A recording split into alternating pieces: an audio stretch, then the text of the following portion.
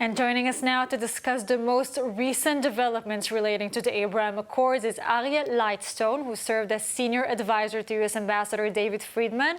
Aryeh is the author of the book Let My People Know: The Incredible Story of the Middle East Peace and What Lies Ahead. Aryeh, good to have you. Now let's start with the announcement of the reestablishment of relations between Iran and Saudi Arabia. You visited Saudi Arabia and have said that its normalization of relations with Israel is within reach. Does this announcement throw a monkey wrench into plan?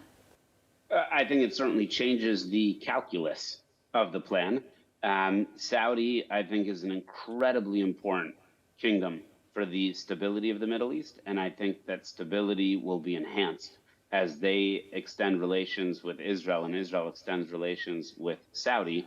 And certainly the fact that they are talking both robustly with Beijing and Tehran is going to make it more challenging for the U.S., which would be essential to brokering normalization with Saudi and Israel to happen. So it changes the calculus. I don't think it changes the results. Now, there was a major business conference held in Bahrain with the involvement of a startup nation, with all the news out of Israel regarding our judicial shakeup and the economic fallouts and the tensions ahead of Ramadan. Is this still a good time for business between Israel and Arab nations? Never been a better time. And the advantage to business is that people sit down across the table from each other, and hopefully not on Zoom, and they get a chance to see how they can go ahead and add value to each other's lives, to each other's businesses, to each other's countries. And the more there's business in between people, not just governments, the more that tension will lower during Ramadan, that opportunities will arise to vacation during Passover. And business, again, has never been a better time. In terms of the judiciary situation here in Israel, I have not seen that slow down business in between the Gulf nations and Israel, and I'm optimistic that it will not. This is interesting. I mean, we're not hearing these voices enough. What do we know is that Finance Minister Smotrich can't get a meeting in Washington. As a former aide to Ambassador Friedman under the Trump administration, would you have expected a better reception maybe for Smotrich under the circumstances? Also, maybe you'll be able to comment on Ambassador Friedman's recent surprisingly sharp criticism on the judicial overall. Yeah, so I'm very happy to comment on, I think the U.S.-Israel relationship needs to be strong and needs to be stronger. And when the relationship under the Trump administration, led by Jared Kushner, Mike Pompeo, certainly my boss, David Friedman, when we had disagreements with Israel, my goodness, we kept them quiet. It does not do any good to be able to have those disagreements aired in public. And certainly not meeting with a minister, I'm not positive at all who benefits from that. In fact, I think that you see that, Saudi and Iran coming closer together, brokered by Beijing, that's just, part and parcel of the result of something that happens when this winds up occurring. In terms of what Ambassador Friedman said about judiciary reform, I would encourage you to speak to Ambassador Friedman. I think that he is a brilliant strategist and attorney, and I think it behooves people to listen when he speaks. But he and I have not spoken about judiciary reform, so I'm certainly not going to comment on comments that were made about his comments.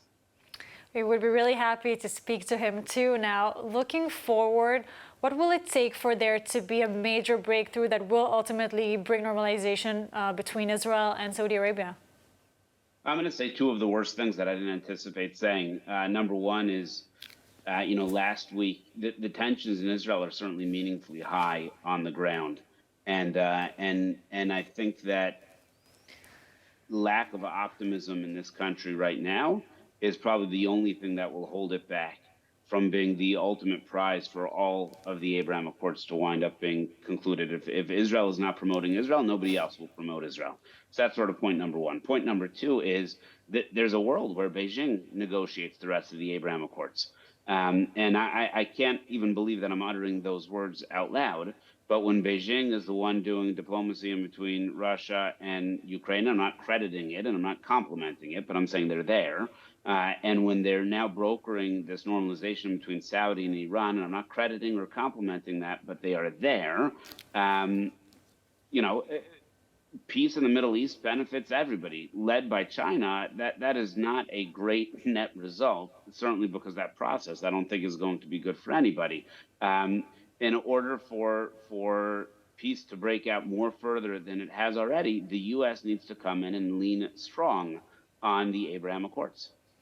Now, not Israel, but of course related to us. Iran appears to be looking to normalize ties with Bahrain in the wake of the reconciliation with Saudi Arabia in a deal hosted by China, as you mentioned before, which follows a wider attempt by Iran to renew relations and improve ties across the Gulf. What are the inside details here that you have? Yeah, so look, to the degree that any of this ultimately leads to Iran changing its behavior, that's fantastic. I'm highly skeptical in terms of that actually happening. And this is, when we saw the news, the only thing I tweeted was predictable, sad, but predictable. When the United States of America stands in the region strong, then we're able to divide very clearly who's with us and who's against us. When the United States retreats, other people show up. In this case, other people means China. China and Iran just signed a 25-year strategic agreement. It is in China's interest that Iran gain strength throughout the region, and China is leading as their front person to walk through the door. And when Saudi and Bahrain and UAE look around and they look for the United States of America, where is it? Where are the promises and the commitments and the efforts that we've made, starting with Afghanistan, going through the missiles that they've received in their own country from Iranian proxies? They look around and the United States is not to be found, so they find China. I don't think that China is their optimal dance partner, but they're there. And therefore, they believe that they can strike a long-term deal with China, and relationships with the United States of America seem to be partisan and causing whiplash. Aryeh, you left us quite optimistic. Thank you so much for making time for us. Thank you. We have to be optimistic. It's the Middle East.